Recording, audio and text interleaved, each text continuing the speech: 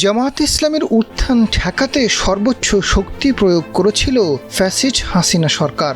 দলটিকে প্রকাশ্যে কোনো রাজনৈতিক সভা সেমিনার পর্যন্ত করতে দেয়নি গেল 15 বছর। তালাবদ্ধ ছিল কেন্দ্রীয় কার্যালয়। 2001 সালে বিএনপির সঙ্গে জোটবদ্ধভাবে ক্ষমতায় এসে মন্ত্রিত্ব পায় জামাত। সেই থেকে টপ লাইনে চলে আসে দলটির রাজনীতি। 1971 সালে পাকিস্তান আলাদা হয়ে যাক চায়নি জামাত। সেই থেকে ভারতের শত্রুতে পরিণত হয়েছে দলটি, কেননা মুক্তিযুদ্ধকে ভারত পাকিস্তান যুদ্ধ মনে করে ভারতীয়রা। জামাত যাতে পরবর্তীতে কোনোভাবে বাংলাদেশের রাষ্ট্রীয় ক্ষমতায় অংশ হতে না পারে, সেজন্য মানবতা বিরোধী অপরাধের বিষয়টি প্রথমে সামনে আনে ভারত। সুযোগটি লুফে নেয় হাসিনা ও তার দল আওয়ামী লীগ।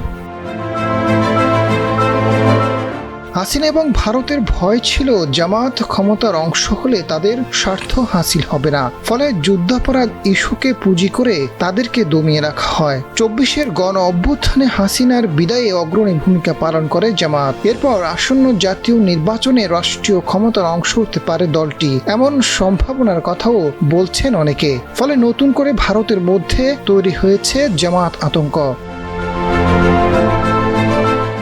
সম্প্রতি ভারতের সাবেক রাষ্ট্রদূত ও পররাষ্ট্র সচিব হর্ষবর্ধন জামাত আতঙ্কের কথা জানিয়েছেন। তিনি জানান, বাংলাদেশে আগামী নির্বাচনে যে দলই ক্ষমতায় আসুক, ভারতকে তার সঙ্গে কাজ করতে হবে। কিন্তু জামাতে ইসলামী যদি ক্ষমতায় আসে, তাহলে ভারতকে চিন্তিত হতে হবে। আসন্ন নির্বাচনে জামাত বেশ ভালো ফল করতে পারে বলে মন্তব্য করেন হর্ষবর্ধন।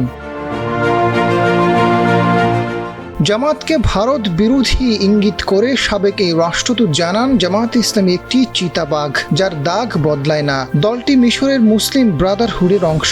একই মুসলিম ব্রাদারহুড বাংলাদেশ, মিশর, পাকিস্তান এবং বিশ্বের অন্যান্য দেশে রয়েছে, আর তারা তাদের অবস্থান কখনো পরিবর্তন করবে না। ডাকসু নির্বাচনে ছাত্র শিবিরের বিজয়ের কথা উল্লেখ করে তিনি জানান, বাংলাদেশের স্বাধীনতা যুদ্ধের সময় পাকিস্তানি সেনাবাহিনীর সহায়ক শক্তি হিসেবে এই সংগঠনের ভূমিকা ছিল। কোনো প্রমাণ ছাড়া হর্ষবর্ধন দাবি করেছেন, বাংলাদেশ ভারত সীমান্তে পাকিস্তানি গোয়েন্দা সংস্থা ISI এর তৎপরতা বেড়েছে। আজাদ ফারুক, ডেস্ক রিপোর্ট, সময়ের আলো।